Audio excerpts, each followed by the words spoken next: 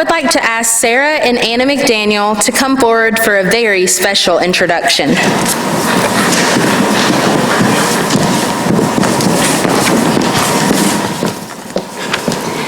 I remember when my sister was born, I was so excited because I had prayed for a younger sister for over a year.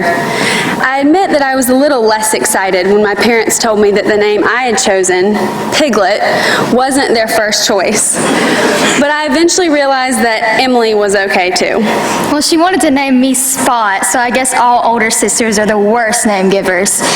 But even though I'm glad no one actually named me Spot, I've always looked up to Emily, and I know she has been an example to us both, and we've both learned so much from having her as a sister. Like when 2-year-old Emily unstrapped herself from her stroller to run into the middle of a parade at Disney World to talk to Pooh Bear on a float, I learned to be confident and always go after what you want. She's always been so confident, and I wanted to be just like her when I grew up. I even tried out for softball just because she played it. I quickly learned that I am not any good at softball, so going after what we want might be different for each of us. She taught me to be myself. I've learned that it's actually good to be adventurous and to try new things from every single time that Emily has claimed someone has dared her to do something, but she really just wanted to do it. I remember one time, after she had watched a popular TV show, she believed she could make herself fly if she jumped off the top of our bunk bed. Needless to say, we no longer have bunk beds. She showed me that hard work and commitment really do pay off. Even as a kid, Emily committed not to play softball on Sundays so that we could all still go to church. People said she would never have any success in the sport because of that decision. But I'd say my South Carolina All-State, North-South All-Star, and SVU committed sister worked to prove them wrong. Emily has always been competitive, usually in a good way. I always want her on my team when we have volleyball tournaments at church because I know that she might actually help us win. Emily has already been through more in her life than I think I could have ever handled. Actually, more than I know I could have ever handled. She has taught me infinite forgiveness, positivity, and grace. She truly embodies the quote from her favorite princess, to have courage and be kind. She has always had the tendency to be kind, and it never seems hard for her to be courageous. And anyone who knows us knows, Sarah and I are so similar that if Emily hadn't been a part of our lives, our house would have descended into chaos. No matter what, we know she has our back, even when we fight. I can't tell you how many times she has called or texted me when I've been away at school, just because she knew I had had a bad day. When I got in a car accident, she was the first one to offer to drive me around because she knew that I was nervous. Emily is the fiercest friend that you will ever have, and I'm so thankful that both of us have her as our best friend and sister. We love her so much, and we know that she's forever changed our lives for good.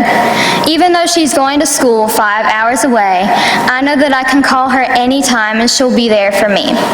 She has shaped our lives, and honestly, I'm planning on being in the FFA just because of how much she loves it. And we know that she has tried to grow all of those characteristics in her time here in the FFA, which I know she has loved more than anything, especially this last year. The FFA has done so much to shape her into the person she has become and will continue to be. So now we'd like to present Our courageous and kind sister and your state FFA Vice President,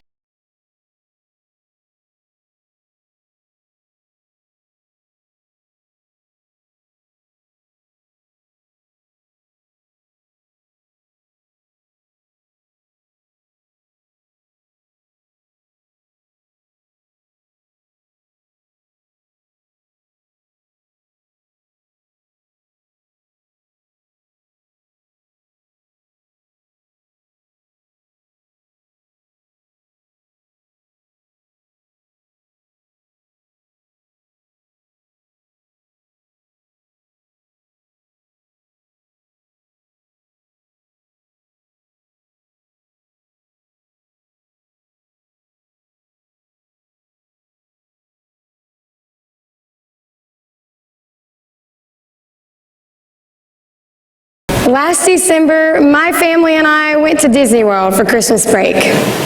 My little sister Anna decided that she wanted to ride Splash Mountain, which is an animated water ride with a 52-foot plunge at the end.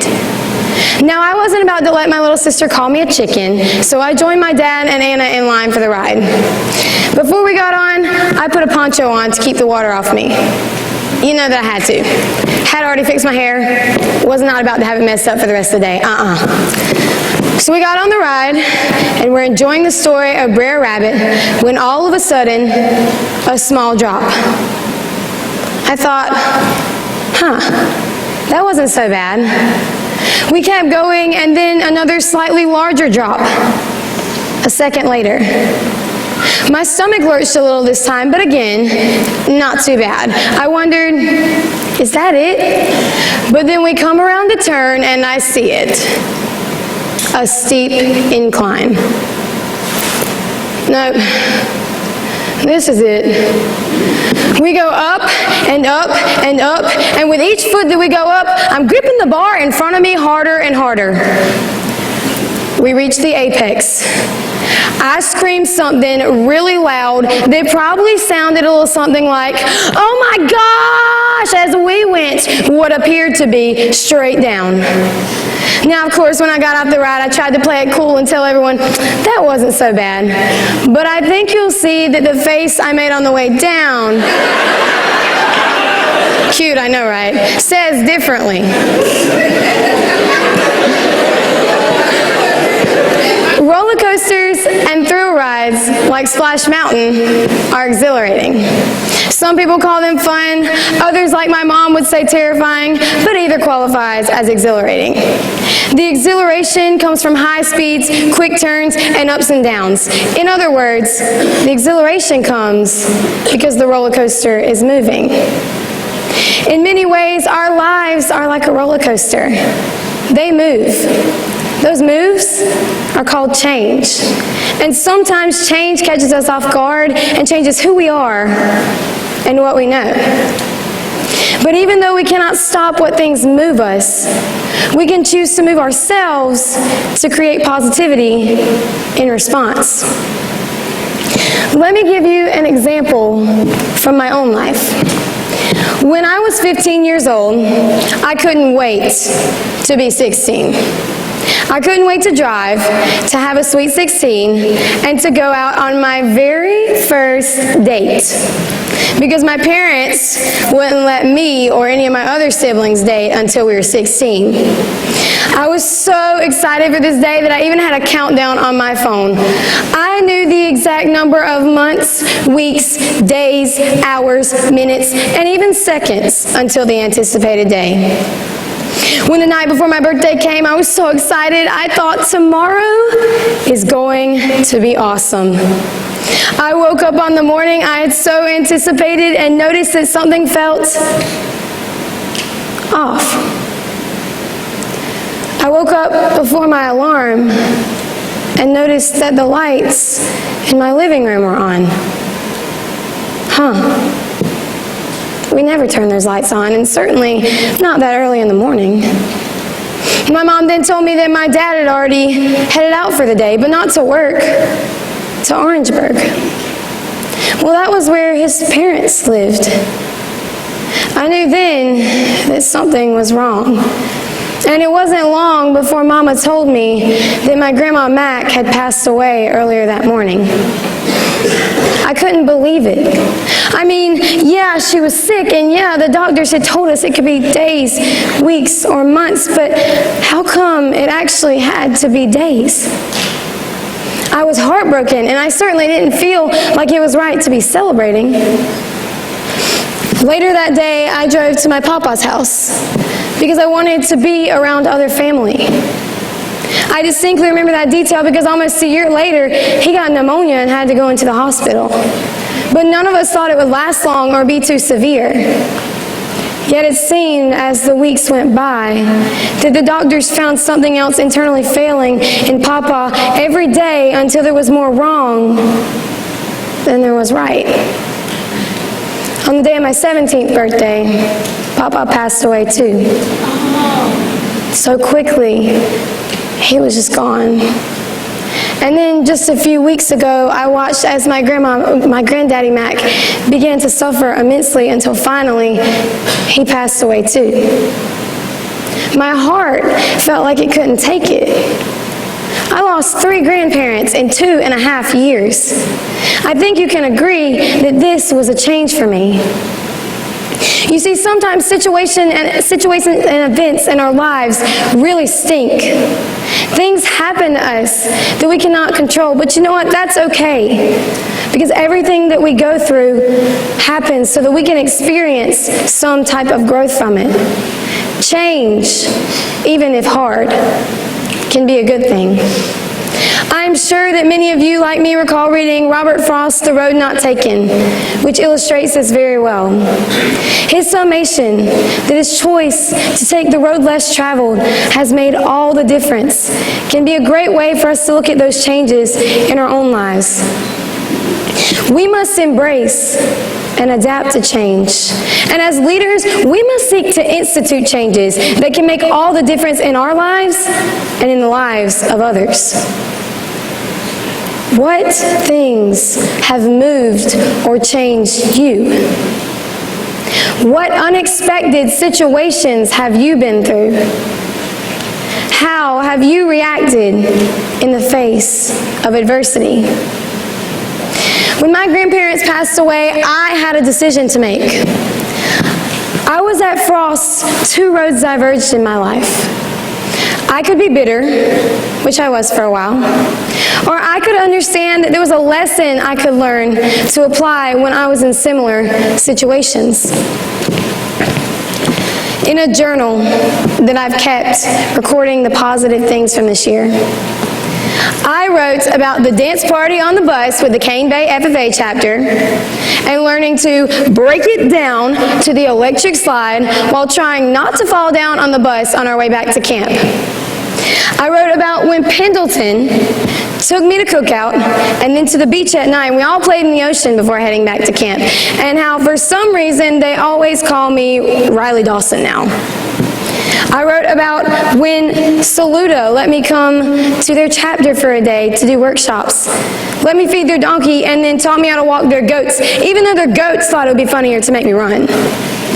I wrote about when Wagner Sally invited me to play kickball with them, and we all got super competitive, but still loved each other at the end. I wrote about when Central invited me to their mid-year banquet and were so kind and welcoming to me. When Conway invited me to their chapter for a day, and how every time I have seen them after, they made me feel like I was at home. Anne laughed at all my corny jokes, which if you know me, is a huge deal. This one's for you, Conway. Oh, your turn. I have also had so many other amazing experiences with FFA members around the state this year. Those experiences have me emotionally invested in the FFA and will make the change of not being your state vice president or wearing the blue jacket anymore a very emotional one. Similarly, I've kept a record of time spent with my family, kind acts that I've seen or been blessed by, my softball team, my friends, my church family. I'm emotionally invested in all of them. And that will make the change of going to school in the fall a hard one. But change is most effective when we are emotionally invested. When things happen to you, you can move yourself to create positivity from them. And then change can become a catalyst for your growth.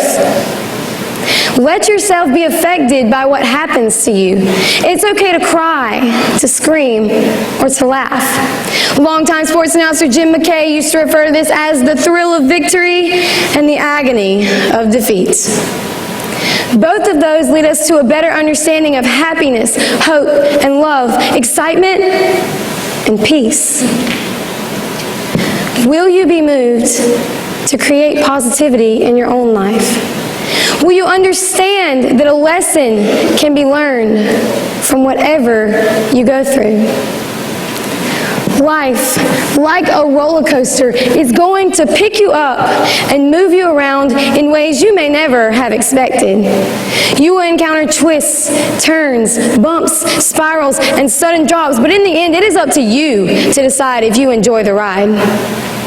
One of the greatest compliments that I have ever received was from a friend who told me that I inspire her by the way I seem to always remain positive, even in hours of discouragement.